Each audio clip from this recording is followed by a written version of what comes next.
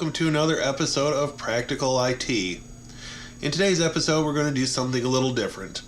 Lately, I've been a little bit under the weather, so I haven't been recording as many videos, but I want to give you a preview of things that I'm looking at and videos that will get recorded in the next couple of weeks. So let's switch over to the web browser and we'll take a look. All right. First up, we've got a couple of videos coming up that are going to review a couple of network attached storage distributions.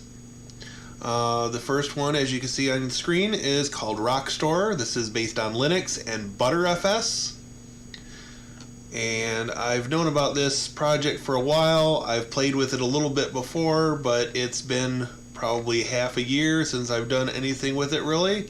And I thought it was time to take another look. So this is one of the videos that is coming up, and you can download it right from rockstore.com. Create your own private cloud,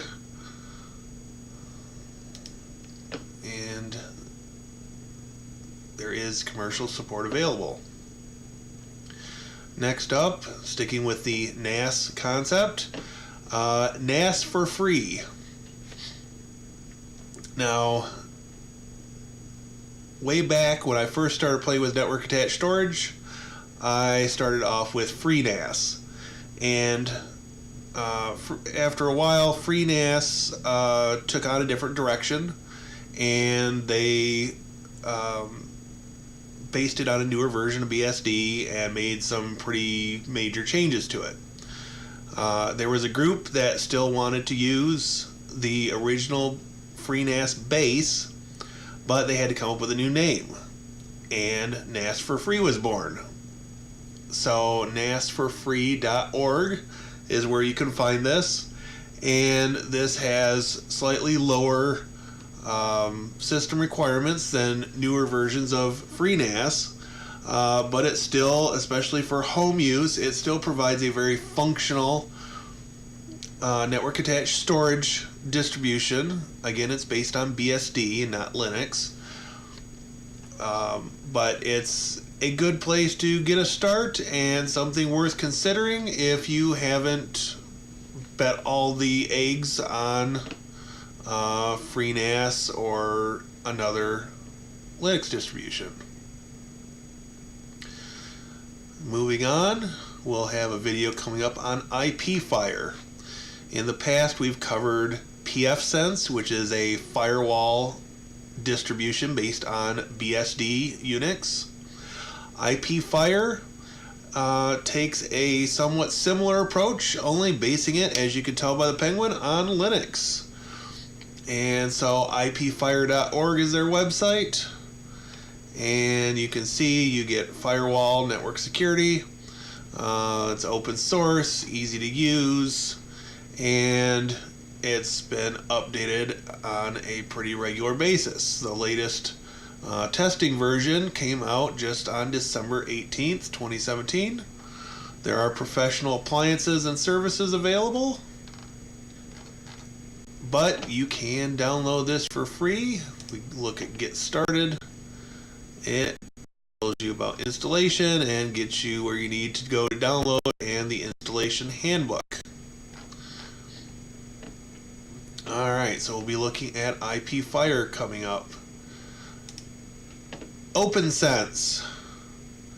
If you take a wild guess, you would probably have come up with the fact that this is based on or forked from pfSense. So again, this is another BSD Unix based firewall distribution. Developers had their reasons for forking from pfSense. There's some of the features available: easy to use interface, stateful firewall, traffic shaper, two-factor authentication, all kinds of stuff, VPN, filtering, caching, proxy, load balancing, lets encrypt certificates, all kinds of good stuff on here. and they will be having a new version coming out beginning of 2018. Their 18.1 version is coming up, which I know I saw earlier when I was looking at this. Let's see, roadmap and future. So for their next release, 18.1, they've got some pretty good improvements stated, based on a new version of FreeBSD, multi-remote support for clients, local group restriction, UI layout improvements. Really an evolutionary release, but still should be a good thing to work at. Now, if you're a little bit old school, you'll like this next one. ViOS. This is a fork of Viata, and this is more like your traditional hardware routers and firewalls. You interact with this from a text-based console. Now, yes, this is going to be a little scary for some users. They may not want to use this in a home environment unless they're, a networking person that wants to do a home lab and wants something more similar to what they're using at work. But the interesting thing is, since I do a lot with Ubiquiti equipment, from my understanding, the Ubiquiti OS is based in part on a previous version of Viata, so there would be some similarities on the command line side between ViOS and Ubiquiti and the EdgeMax products as well. So this is definitely worth taking a look at. This might take me a little longer to work up a demo, but this will be coming, if not by the end of 2017, sometime in the beginning part of January 2018, we will have a video on ViOS. And the last thing we've got coming up is a Linux distribution called Magi. I believe that's how they pronounce it. And this is in part for a little bit of a nostalgia journey from my own benefit. But years ago, I used a Linux distribution called Mandrake, and then it was called Mandriva. And Magi came out of the ashes of the Mandriva project and kind of went in another direction. So we will be taking a look at an install of this and see, what it has to offer from a modern Linux distribution perspective.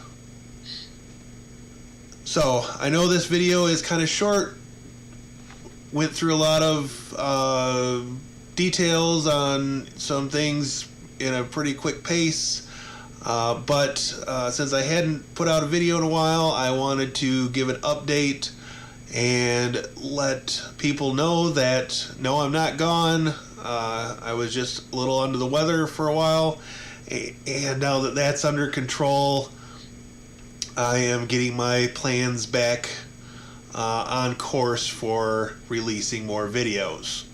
So hopefully you might even have a surprise on Christmas morning, but if not, there will definitely be at least one video out before the end of 2017, in addition to the one that you're watching currently.